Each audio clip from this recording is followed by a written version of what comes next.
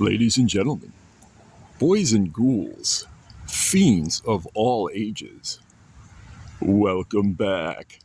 I'm your host, Anarchy Ass. We're back in a somewhat dismal and dreary Riverside, Illinois today. We are just off the corner of Shenstone by the big ballpark. Right in the center of Riverside. And we are going to visit the home, the residence, and murder scene of the infamous Cistern killer of Riverside. I had done a previous video on this subject that does not survive, which is probably for the best. It was shot during the pandemic and people were trying to get into the camera, which was a health issue at that time. There was issues with the sound, etc. So I'm glad to be reshooting this. There's also a number of facts that I didn't include that I will include today with photos. This heinous killing that has factored into the legends of this town happened in November of 1932, and you can see off in the distance there's a kind of a park complex here. They're resurfacing the baseball field, and it's all very serene and largely forgotten about now, but this was national news, not just local news, when it occurred back on Friday. It was a Friday, November 18th, 1932.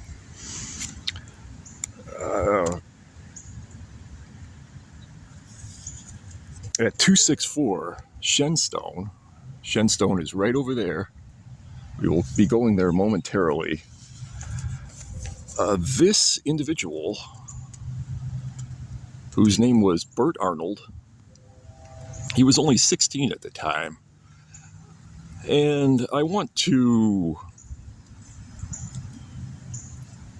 tell you for a moment what kind of person this guy was, because a lot of mythologizing has happened since the time of this crime.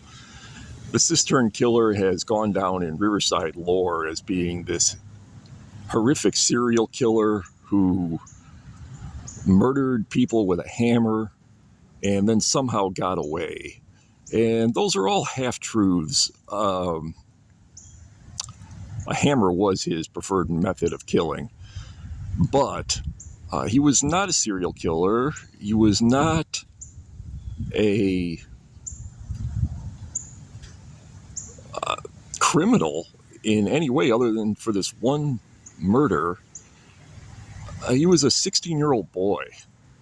Bert Arnold returned home on that Friday night and asked his grandmother, who was actually his step-grandmother, his father had remarried, certain Miss Ellen O. Sachs, S-A-X-E, who was a retired educator, if he could use her car to go to a local dance. And she said no. In one account, she slapped him. I want to say that was in his testimony. And was not subtle about the fact that he could not use this car to go to a dance. Yes, he did in fact testify that she slapped him. I do want to point out that she slapped him, okay? This elderly retired educator slapped the Cistern killer of Riverside. I'm not in any way, shape, or form trying to blame the victim here, and I'm not trying to suggest that Mrs. Sachs deserved to die, but this is not the first case that I've seen historically of people that could have lived if they just had not taunted or even assaulted these absolute maniacs in history. Of course, maybe she didn't know who this guy was, and nobody really did yet, but she was soon to find out because Bert Arnold then picked up a hammer, which, according to his testimony, was just laying there. This was in the home. So this was not premeditated. It was not something that he had fantasized about or planned. It's not like he had some sort of hammer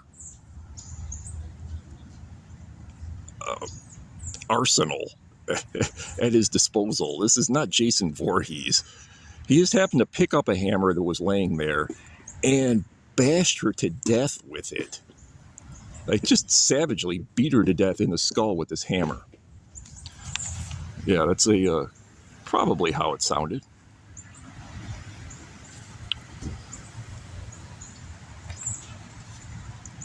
Then he dragged her body to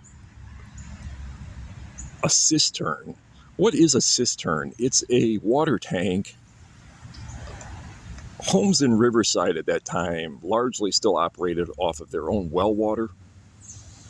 Although running water was available in the early 1930s, a lot of the homes still had their original Victorian design, where water would be either pumped up directly or held in a cistern and then used for the home. So a cistern is a kind of water tank. And he dumped her body in there. After doing so, and the two of them were the only ones home.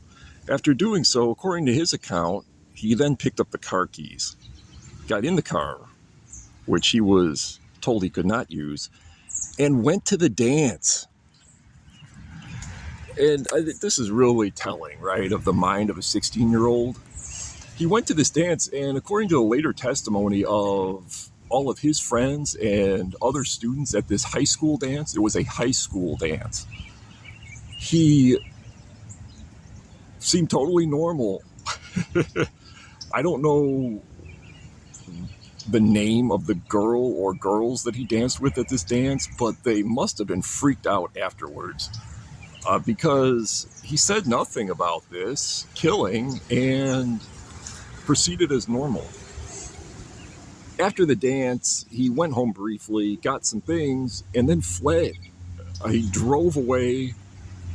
We'll see the actual driveway where he drove away, and went to nearby St. Charles, Illinois, where he lived incognito as a dishwasher. His plan apparently was to live happily ever after and never see any of these people again. Well, his father came home, and the father's wife, Bert Arnold's stepmother, this is the daughter of the murdered woman, found her body in this cistern, found their son and the car gone, and thought that there was a home invasion and that the home invaders killed this woman and abducted their son. That was their reasonable conclusion. They called the police, and the police theorized this as well. So he was not even a suspect. And there was this manhunt to try to find Bert Arnold and his abductors. Everybody thought that this was a kidnapping at first, and that the kidnappers had simply killed this woman who got in their way. The fact that the car was gone was added evidence that this was in the Great Depression, right? Automobiles were much sought after in terms of a source of money. Auto theft was out of control. Actually, all types of petty crime was out of control. And this was not long after some other famous kidnappings, such as that of the Lindbergh baby, etc. So it was not unplausible that they would have suspected a kidnapping. But Bert Arnold was spotted because of this massive manhunt and the huge amount of news attention that this got at this restaurant where he was working, and the FBI was notified. They were already on the case, and they picked up Burt Arnold and immediately, in fact, I think they picked him up in the car or with the car, and they immediately wanted to know where his abductors were. So even the FBI believed that this was a kidnapping at first, and he eventually just told them what had actually happened. And I have to think, especially in the 1930s, how this was really just a freebie. The authorities were really snowballed. I don't think they even suspected that this kid killed this woman and then dumped her body and fled. He could have just played along. They could have searched for some fictional abductors forever, but he didn't. And that's really the only reason he was apprehended. They even theorized that the abductors had brought him to St. Charles and that he escaped from them. Or they just invented a story for him. But according to his testimony, and this is from the New York Times, I think it was later reprinted in the Tribune. This is what Burt Arnold said. This is a quote from him. On Friday, November 18th, 1932, I asked my grandmother, Mrs. Ellen Sachs, to use her car, and she slapped me. A hammer was lying on the table, and I picked it up and struck her on the ear. I hit her several times as I had gone mad. She was still breathing as I stretched her on the floor. I put a rope around her and dragged her out the kitchen door to the cistern. I then got some clothes and tried to eradicate the stains. Then I got in the car and drove away. I was to some accompaniment of some birds, not the accompaniment of a certain Boz who is joining us.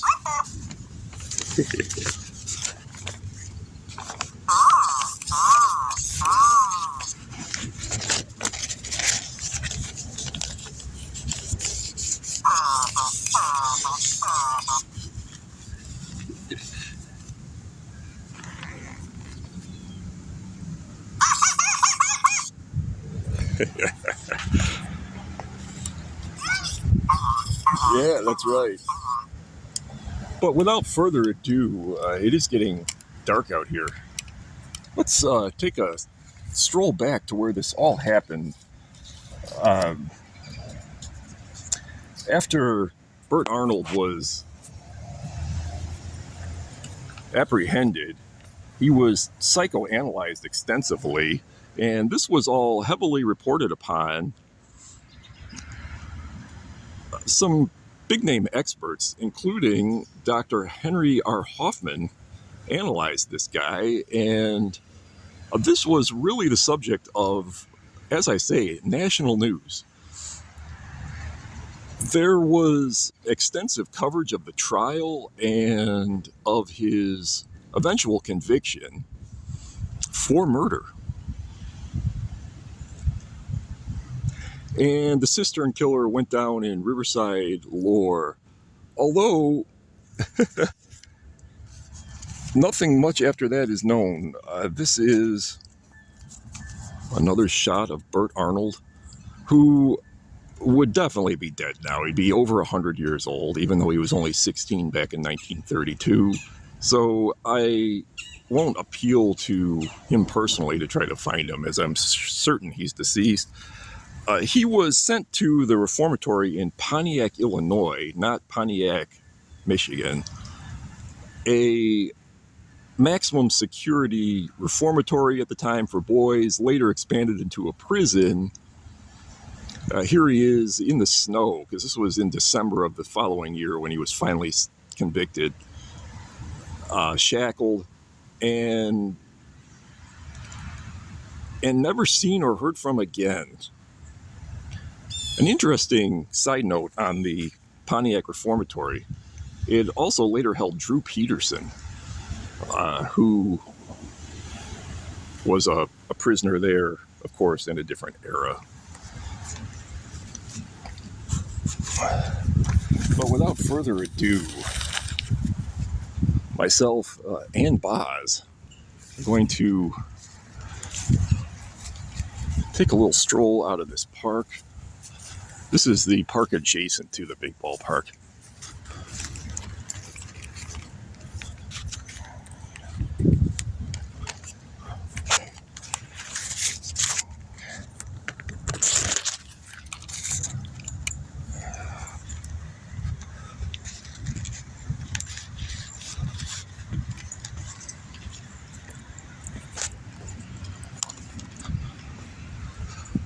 Like many of the cases in Riverside, I'm amazed at how little is known by residents of this now. When it does come up, and the few residents that do seem to know about it seem to get the story wrong. As I've said, Bert Arnold is seen by this community in retrospect as a serial killer and as a kind of local myth. Most people don't even know his name. They just refer to him as the quote-unquote Cistern killer. And I don't think most of these people even know what a cistern is. But I do. And now so do you. Because we are coming up on the corner of Shenstone and Long Common. For those of you that like to find the locations, Riverside is kind of a spaghetti bowl. But this is the corner from which Bert Arnold fled. He turned left, which would be north, and went down that direction after taking this car, which was the subject of the killing. But if we proceed down Shenstone in an easterly direction,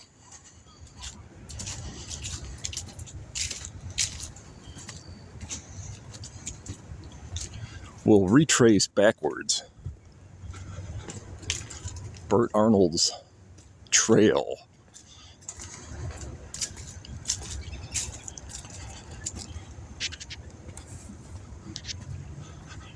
This block doesn't look unlike it did in the 1930s. Some of these later homes, and by later I mean post-Victorian era homes, still existed back then.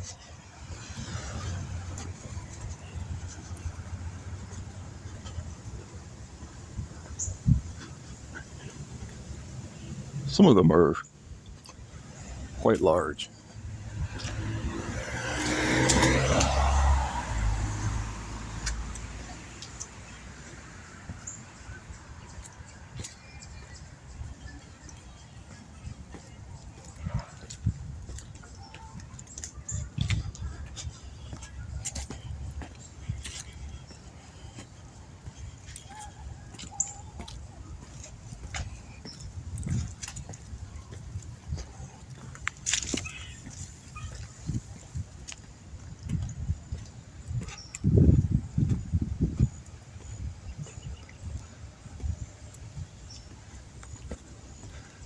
This one is definitely of a later date.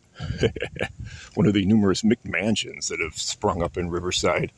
So Bert Arnold wouldn't have seen that, but he would have seen this home and definitely this one.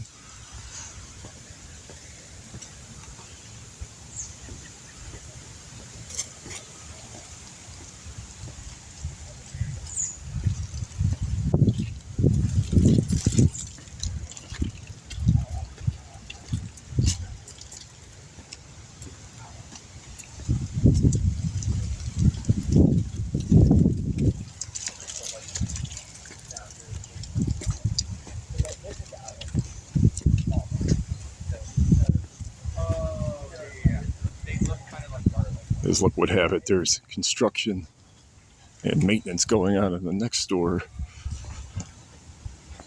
area. But actually, this is it on the actual property. This is Bert Arnold's former residence, 264 Shenstone. It was towards the back that the murder occurred, in the kitchen of all places. And this is the driveway that he exited.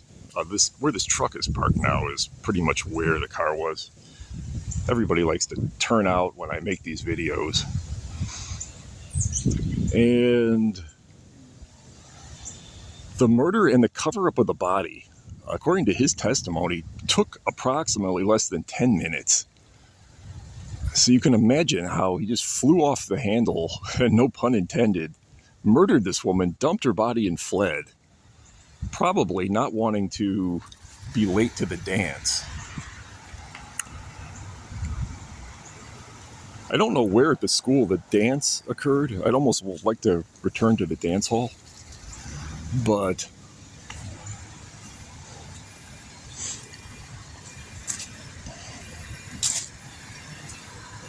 there isn't any information on that. Although a number of his classmates were interviewed. Here's the side of the house. You can see towards the back. That's where the murder took place. The rooms on the second floor are bedrooms. I don't know which was Bert Arnold's. Can I help you? Hey. Do you live here? I was just filming this house. I don't know if you're aware of the heinous murder that took place there.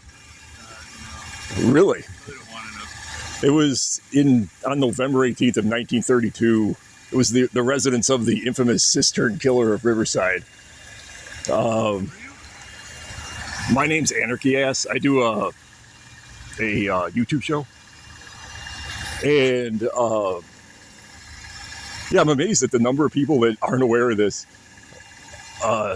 If you don't want to know, I won't give you any more details. But it's kind of a mystery as to whatever happened to him after that. I take it you probably don't know. I mean, it's a safe bet he'd be deceased because he'd be over 100 years old by now. But the general theory is that he changed his name. No, we bought it from the So they didn't even mention it. Because it's kind of gone into Riverside lore as being, the sort of the Molly Hatchet of Riverside. Although he didn't use a hatchet, he used a hammer. But at the time, it was national news. He was reported upon in the New York Times and the Chicago Tribune. And it was definitely not just a local news story. Bert Arnold. In fact, these were in my pocket. They're kind of crumpled, but I do have some reprints of articles at the time if you want them. I'm done with them. And they really, that highlighted part is his actual testimony. So they get into some of the gruesome details. In the 1930s, newspapers could print a lot more than they can now. But I'll get out of your way. This house? Yeah, positive. In fact, the address is in multiple articles. I don't know if it's in that one. I have a few more. I apologize if these are crumpled. But, okay. But they are definitely still available on the Tribune site and in the archive, as well as New York Times. Here you go. Okay. All right.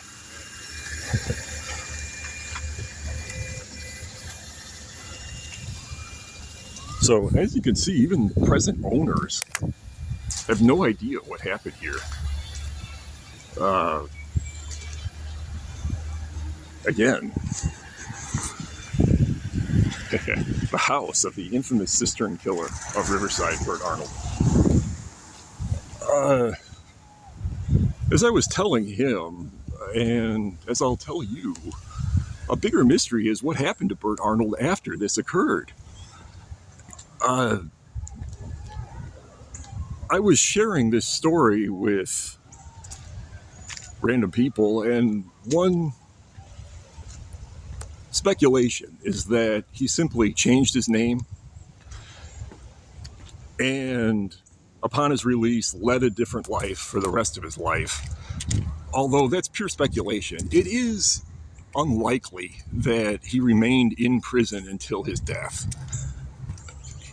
Because of his age and also because of the nature of the U.S. prison system and the fact that he was not given a death sentence, it's likely that he was released at some point upon a future date.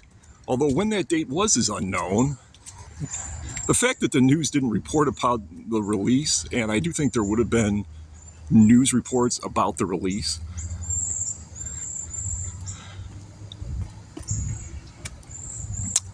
makes me think that he did live under an assumed name from that point on.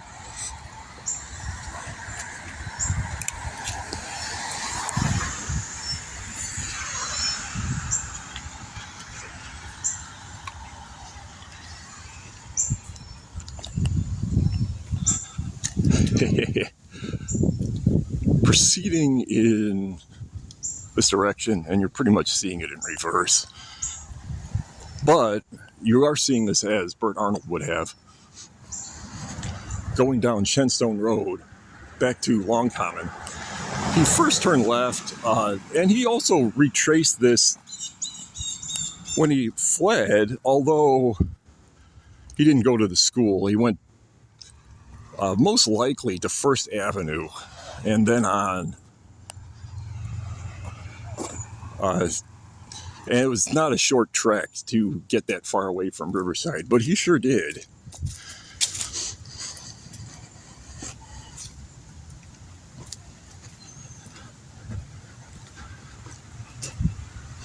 The news articles of the day describe his trip to Pontiac, Illinois, also in the reformatory there. He was taken in a prison bus and then loaded onto the back of a truck, which was open air, even though it was winter. So, definitely not a cushy ride.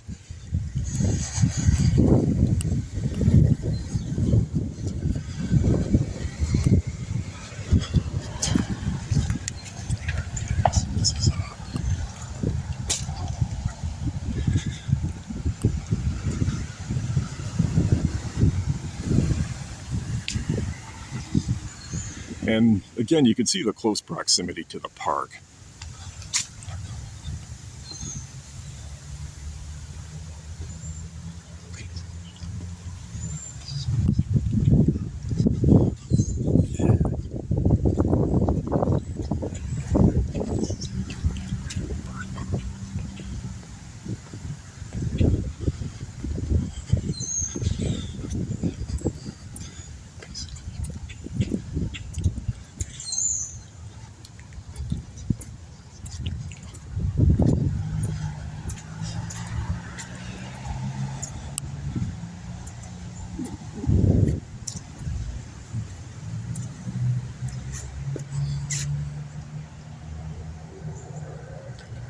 Well, I'd like to appeal to my audience on this one.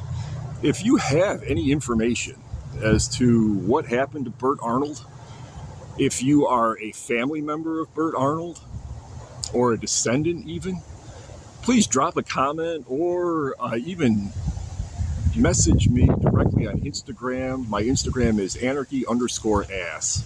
Because although I've done a good job retracing the steps and showing the location of this most mysterious of killers, it really is a mystery as to what happened to him. And it is a safe bet that he's not still out there, but whatever became of him, what happened to him after that incarceration at Pontiac, Illinois, I'd really like to know.